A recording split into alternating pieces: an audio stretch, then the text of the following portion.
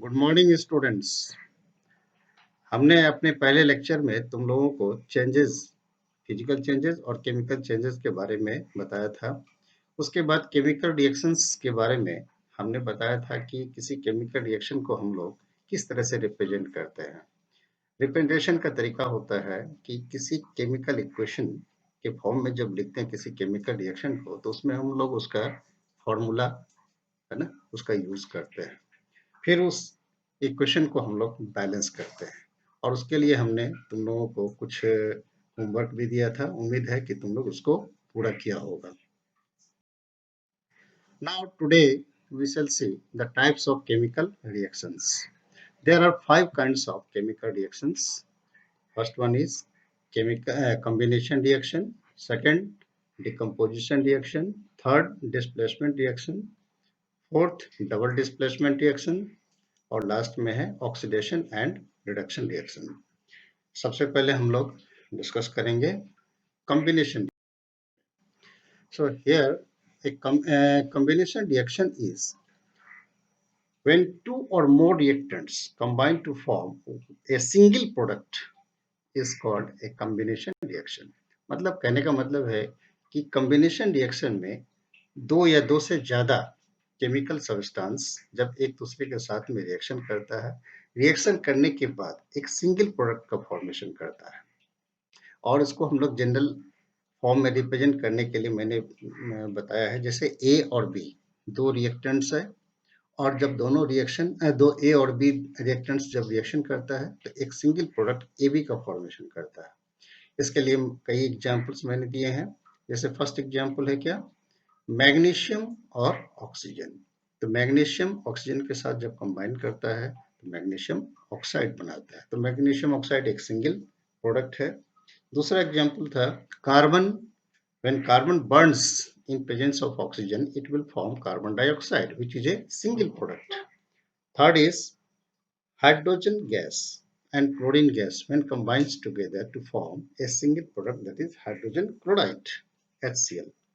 And last, it is calcium oxide and water. These two reacts together to form calcium hydroxide. Okay, so these are the examples of combination reactions. Okay, next is decomposition reaction.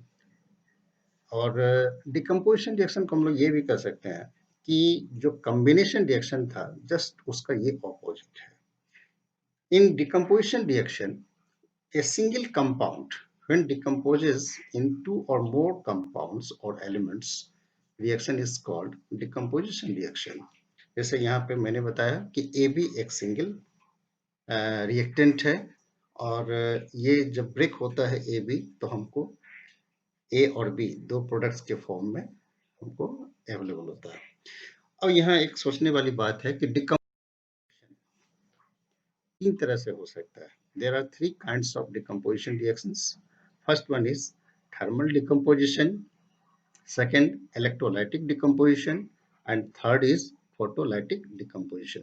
तो यहाँ thermal decomposition का मतलब है कि जब किसी chemical reaction में जब सिंगल रिएक्टेंट होता है उसको अगर हम लोग हीट करते हैं, डायरेक्ट हीट करेंगे तो वो क्या होगा, सब्सटेंस ब्रेक होके दो या दो से ज्यादा प्रोडक्ट्स के फॉर्म में आएगा।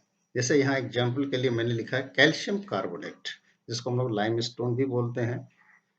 So when calcium carbonate is heated, then it will form calcium oxide and carbon dioxide gas. Okay.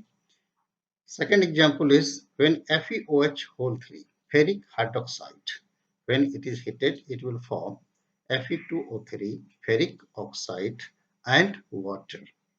And third is lead nitrate, PbNO3 whole 2. When lead nitrate is heated, it will form lead oxide, nitrogen dioxide and oxygen. So these are the examples of thermal decomposition.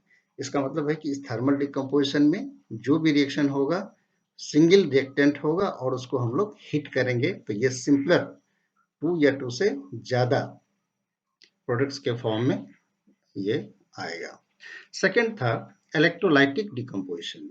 In electrolytic decomposition, when electricity is passed through a substance, जैसे water, water में अगर electricity हम लोग पास करेंगे, okay, तो क्या होगा, water molecules dissociate होगा, किसमें, हाइड्रोजन गैस में और ऑक्सीजन गैस में। So this is example of electrolytic decomposition. और थर्ड है तुम्हारा फोटोलाइटिक डिकम्पोजिशन। फोटोलाइटिक डिकम्पोजिशन का मतलब ये है कि जब सनलाइट या कोई और भी यूवी लाइट के प्रेजेंस में कोई सिंगल रिएक्टेंट ब्रेक होता है सिंपल कंपाउंड्स या एलिमेंट में, तो उसको हम लोग बोलते हैं क्या, फोटोलाइटिक डिकम्पोजिशन। एग्जाम्पल है क्या, सिल्वर क्लोराइड। सिल्वर क्लोराइड को अगर उसमें सनलाइट पास किया जाए तो क्या होता है, सिल्वर और क्लोरीन गैस, ओके। उसी तरह से सिल्वर ब्रोमाइड भी है, अगर सनलाइट उसके ऊपर में पास होगा तो क्या होगा, वो डिकम्पोज होगा, क्या, सिल्वर और ब्रोमीन के फॉर्म में। इसको हम लोग क्या बोलते हैं, photolytic decomposition, okay. Now, dear students, now we shall come to see the next reaction, that is displacement reaction. Here, reaction in which atoms or ions move from one compound to other to form new compound are known as displacement reaction. Displacement reaction is also known as substitution reaction or single displacement or replacement reaction. Here we can represent displacement reaction in the form of like A plus BC. The product will be AC and B. Okay. इसका मतलब ये है कि इसमें इस displacement reaction में एक single element होता है। जैसे यहाँ पे ए क्या है, एक सिंगल एलिमेंट है, वो एटम के फॉर्म में हो सकता है या मॉलिक्यूल के फॉर्म में होगा। लेकिन बीसी क्या है, बीसी एक कंपाउंड का मॉलिक्यूल है। जब दोनों रिएक्शन करेगा तो क्या होगा, A is more reactive than B, इसलिए क्या किया, बी के जगह पे ए सब्स्टिट्यूट हो गया और बी क्या हो गया, अलग सेपरेट हो गया। इसके लिए मैंने एग्जांपल दिया है, zinc reacts with hydrochloric acid, it will form zinc chloride plus hydrogen। यहाँ पे zinc is more reactive then hydrogen, okay. तो जिंक क्या किया, हाइड्रोजन को के जगह पे सब्स्टिट्यूट हो गया और हाइड्रोजन सेपरेट हो गया। उसी तरह से सेकंड एग्जांपल में मैंने दिया है, zinc reacts with copper sulfate, it will form zinc sulfate and copper, okay. So here in the right side we see there is reactivity series of metals. When we see in reactivity series, zinc is more reactive than copper, है ना बच्चों, यहाँ ध्यान से देखो कि ये जो रिएक्टिविटी सीरीज है, when we go top to bottom we see the reactivity of the metals will be decreased, okay. इसका मतलब ये है कि जिंक का पोजीशन इस रिएक्टिविटी सीरीज में और कॉपर का भी हम लोग दोनों का रिएक्टिविटी सीरीज में पोजीशन को देखेंगे। Zinc is above than copper, इसका मतलब है कि जिंक कॉपर से ज्यादा रिएक्टिव है, इसलिए जिंक क्या करेगा, कॉपर को डिस्प्लेस कर देगा, ओके। तो यहाँ पे क्या बन गया, जिंक सल्फेट और कॉपर अलग हो गया। लेकिन लास्ट जो मैंने एग्जांपल दिया है, कॉपर और कॉपर नाइट्रेट, सॉरी सिल्वर और कॉपर नाइट्रेट, तो सिल्वर क्या है, कॉपर के कंपैरिजन में लिस्ट रिएक्टिव है, ओके, लेस रिएक्टिव है, इसलिए कॉपर सॉरी सिल्वर कॉपर को डिस्प्लेस नहीं कर पाया है, इसलिए there will be no reaction, okay. Next is double displacement reaction. So reactions in which ions are exchanged between two reactants forming new compounds are called double displacement reaction. अब यहाँ देखो ध्यान से कि डिस्प्लेसमेंट रिएक्शन और double displacement reaction में थोड़ा सा डिफरेंस है।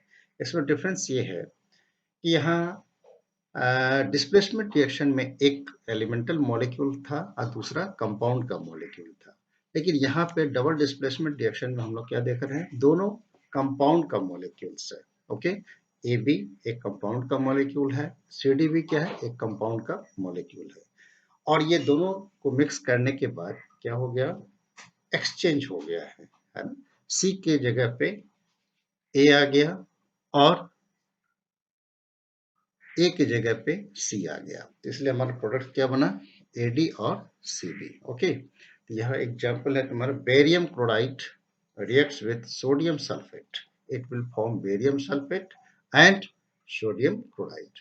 अब यहाँ पे एक बहुत इंटरेस्टिंग चीज है कि बेरियम क्लोराइड सोडियम सल्फेट के साथ में रिएक्शन करता है तो कलर जो हमारा बेरियम क्लोराइड सोडियम सल्फेट का है वो चेंज हो जाता है। वो पहले से वो येलो कलर का होता है, रिएक्शन होने के बाद हम लोग देख दोनों क्या है, लिक्विड के फॉर्म में है, येलो इस फॉर्म में होगा थोड़ा सा, लेकिन जब रिएक्शन होगा, रिएक्शन करने के बाद हम लोग देखते हैं कि व्हाइट प्रेसिपिटेट का फॉर्मेशन करता है ना। जैसे हम लोग कहते हैं ना कि जैसे मिल्क होता है, मिल्क में अगर थोड़ा सा हम लोग नींबू डाल देते हैं तो क्या होता है, एक सॉलिड मास के फॉर्म में, है ना, हमें क्या मिलता है, एक पीपीटी मिल्क का मिलता है, जिसको हम लोग क्या बोलते हैं, हम लोग हिंदी में तो उसको छेना बोलते हैं। ओके, उसी तरह से यहाँ पे बेरियम सल्फेट एक व्हाइट प्रेसिपिटेट का फॉर्मेशन होता है, इसलिए इस रिएक्शन को हम लोग बोलते हैं प्रेसिपिटेशन रिएक्शन। दूसरा एग्जाम्पल है सोडियम हाइड्रोक्साइड और हाइड्रोक्लोरिक एसिड, दोनों मिलके क्या देता है, सोडियम क्लोराइड और water. Okay, here sodium hydroxide is a base and HCl is an acid. So here reaction, there is reaction between acid and base, and they will react together to form salt and water. NaCl is a salt. Okay, so this type of reaction is called neutralisation reaction. So आगे के lesson में हम लोग इसको पढ़ेंगे, है ना, neutralisation reaction के बारे में, जब एसिड और बेस के बीच में रिएक्शन होता है जिसको हम लोग न्यूट्रलाइजेशन रिएक्शन बोलते हैं। ओके, नेक्स्ट रिएक्शन इज, जो तुम लोगों के उस लिस्ट में नहीं है, थोड़ा सा हटके है ये, exothermic and endothermic reactions. Exothermic reaction का मतलब ये है कि जिस रिएक्शन में जब रिएक्टेंट्स एक दूसरे के साथ मिक्स होता है, मिक्स होने के बाद प्रोडक्ट के साथ में वो हीट का भी फॉर्मेशन करता है, उसको हम लोग बोलते हैं क्या, exothermic reaction. Okay, the chemical reactions which proceed with the evolution of heat energy are called exothermic reactions. Example, sodium reacts with hydrogen, it will form ammonia NH3 along with heat. Okay, all combustion reactions are exothermic.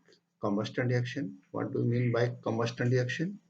Combustion reaction का मतलब ये होता है कि कोई भी fuel अगर oxygen के प्रेजेंस में अगर जलता है ना, तो वो क्या प्रोड्यूस करता है, हीट प्रोड्यूस करता है। Okay, heat energy is liberated as the reaction proceeds. Okay, and the chemical reaction which proceed with the absorption of heat energy are called endothermic reactions.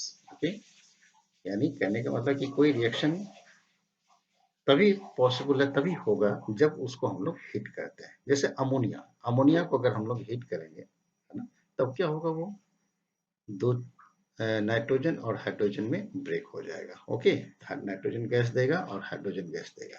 तो ये कैसे हुआ, अमोनिया को हमको हीट करना पड़ा है, यानी इसको हम लोग कह सकते हैं क्या, एंडोथर्मिक रिएक्शन, इसमें हमें हीट लगाना पड़ता है। Okay, most of the combination reactions are endothermic, है ना, जैसा कि पहले पढ़ाया गया था तुम्हें कॉम्बिनेशन रिएक्शंस।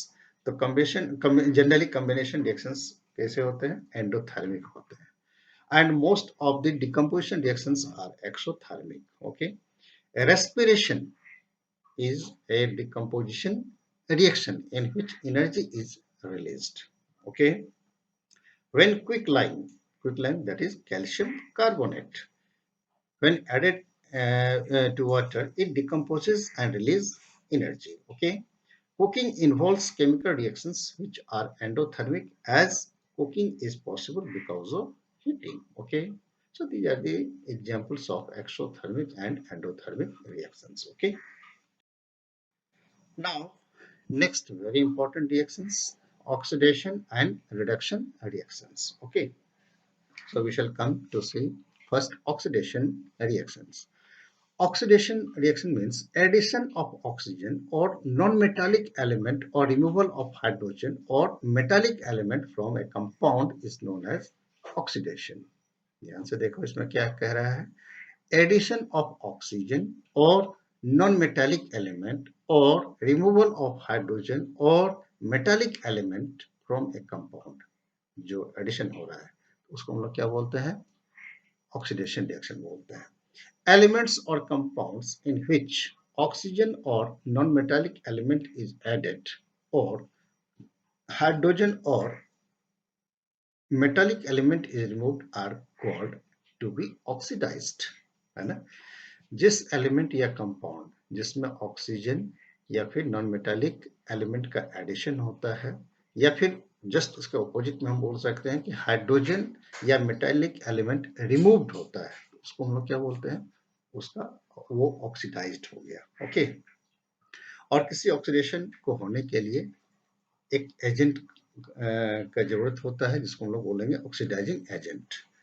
तो compounds which can add oxygen or non-metallic compounds or remove hydrogen or metallic elements are known as oxidizing agents. Okay, यानी किसी ऑक्सीडेशन रिएक्शन होने के लिए हमें एक सब्सटेंस की जरूरत होती है ना, उसको जो सब्सटेंस ऑक्सीडेशन रिएक्शन को आकर मतलब पूरा करता है उसको हम लोग क्या बोलते हैं, ऑक्सीडाइजिंग एजेंट बोलते हैं। ओके, डेफिनेशन मैंने दे दिया है।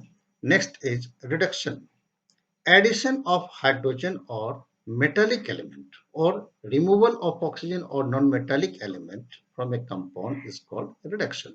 इसका मतलब है कि just oxidation का ये opposite है reduction। ओके, ध्यान से देखो, दोनों डेफिनेशन को कंपेयर करो, है ना, जो ऑक्सीडेशन में है उसका जस्ट ऑपोजिट है रिडक्शन में। ओके, द कंपाउंड और element which goes under reduction is called to be reduced। Okay, उसी तरह जैसे ऑक्सीडेशन रिएक्शन होने के लिए एक एजेंट, ऑक्सीडाइजिंग एजेंट का जरूरत होता है, उसी तरह से रिडक्शन रिएक्शन होने के लिए भी एक रिड्यूसिंग एजेंट का जरूरत होता है।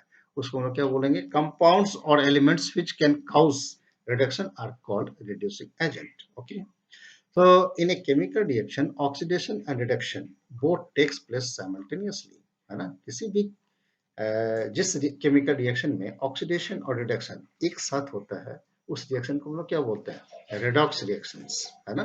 यहाँ पे रेडॉक्स का मतलब RED, रेड मतलब reduction, and OX means oxidation. Okay, so dear students, we see few examples of oxidation and reduction reactions. First one is when iron reacts with air, it forms iron oxide. Iron oxide, that is rust. Okay. So here Fe plus O2, it will give Fe2O3. Fe2O3 is rust. This is the example of oxidation reaction. यहाँ देखो, iron iron जब oxygen के साथ में reaction करता है तो हम कह सकते हैं कि आयरन का ऑक्सीडेशन हुआ है। क्यों?